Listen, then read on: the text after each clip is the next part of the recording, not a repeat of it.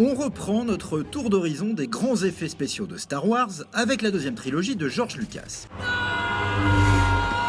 Alors oui, on sait, vous ne l'aimez pas beaucoup, mais il n'empêche, Jar Jar Binks ou pas, la prélogie aura, elle aussi, marqué l'histoire du cinéma. Don't do that again. En 1999, avec la menace fantôme, une page du grand livre des trucages lucasiens se tourne. Tous les vaisseaux spatiaux sont désormais réalisés en images de synthèse. Les effets visuels sont traités en numérique et la plupart des environnements de planètes sont des décors virtuels.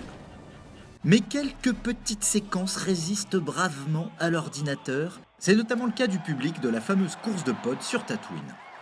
Sur des gradins miniatures, les maquettistes d'ILM ont disposé des têtes de coton-tige trempées dans des encres de différentes couleurs pour représenter les corps de milliers de spectateurs. Et grâce à un ventilateur placé à l'arrière de la maquette, les cotons-tiges s'agitent comme une foule déchaînée par l'enthousiasme. Use your feelings, you bastard. En 2002, dans l'attaque des clones, Lucas bazarde sa marionnette de Yoda et demande à ILM de recréer le maître Jedi en 3D afin de le rendre entièrement libre de ses mouvements. Lost a planet, Master Obi-Wan has. Les animateurs d'ILM scannent le modèle original de Yoda et observent à la loupe toutes les scènes où il apparaît dans l'Empire contre-attaque et le retour du Jedi pour reproduire la même gestuelle et les mêmes expressions faciales en plus jeune. Only a Jedi could have erased those files. La majorité des fans jugent le résultat final convaincant, d'autant plus que Frank Oz prête toujours sa voix à Yoda, mais certains regrettent quand même l'abandon total de la marionnette qui avait une forme de noblesse. On saute la revanche des Sith, qui ne présente pas de révolution notable par rapport à ses prédécesseurs, pour passer directement au troisième cycle de Star Wars. En 2015, dans le Réveil de la Force, la nouvelle équipe à la tête de Lucasfilm renoue intelligemment avec les techniques de trucage traditionnelles. L'idée est d'éviter l'erreur des préquels saturés d'images de synthèse et alourdis par des scènes où les acteurs sont visiblement perdus à force d'errer sur des fonds verts au lieu de vrais décors.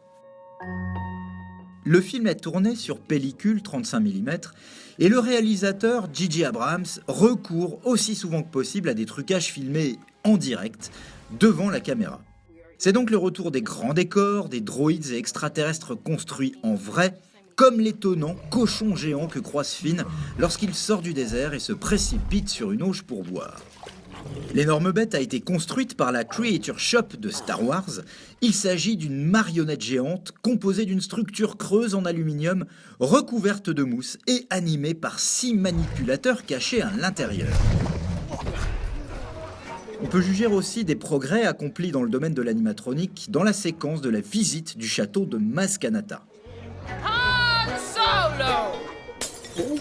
Si Maz Kanata est réalisé en performance capture avec l'actrice Lupita Nyong'o, de nombreux aliens découverts chez elle sont des costumes et des masques portés par des figurants, et oui, comme au bon vieux temps, des marionnettes géantes ou des personnages animatroniques aux têtes truffées de servomoteurs programmables pour jouer des scènes préenregistrées. Enfin, on peut signaler l'effort des infographistes d'ILM pour reconstituer le plus fidèlement possible le Faucon Millenium, les X-Wing et autres chasseurs taille. Les modèles originaux sont passés au scanner 3D et au mitraillage photo sous toutes les coutures. Soulignons aussi que ces versions virtuelles des vaisseaux sont insérées dans des paysages 3D, constitués en partie des textures de photos de vrais paysages, toujours pour apporter un supplément de réalisme à la séquence. A major weapons test is imminent. We need to know how to destroy it. On termine avec un petit bonus, Rogue One, sorti en cette fin d'année 2016. I want to help. Le réalisateur, Gareth Edwards, a tenu à donner un aspect viscéral aux scènes d'action, comme si un opérateur accompagnait les troupes rebelles et filmait caméra à l'épaule. Le cadre bouge en permanence, ce qui a contraint ILM à utiliser les dernières versions de ses logiciels de tracking pour enregistrer l'espace en volume, des vrais décors et les déplacements de la vraie caméra dans cet espace, avant d'ajouter ensuite les éléments virtuels. C'est cette manipulation complexe qui évite de voir des flottements entre le réel et la 3D. Le résultat final est si crédible que l'on a l'impression que les quadripodes impériaux mitraillent vraiment les rebelles pendant que la caméra capte les combats sur le vif. Mais la vraie révolution est ailleurs. Outre Dark Vador, on retrouve plusieurs personnages du Star Wars de 1977 dans Rogue One. Le plus important d'entre eux n'est autre que le grand Moff Tarkin, joué par l'acteur Peter Cushing, qui est décédé en 1994. Pour la première fois dans un long métrage, un mort est donc entièrement reconstitué en 3D et joue de nouvelles scènes. Cette résurrection virtuelle est encore détectable à l'œil nu, mais marque néanmoins une étape décisive vers la reconstitution d'êtres humains impossible à distinguer de vrais acteurs. Charming. Un trucage vertigineux tant dans sa réalisation que dans ses conséquences quelque peu effrayantes pour le cinéma du futur. Une fois de plus, Star Wars aura ouvert la voie.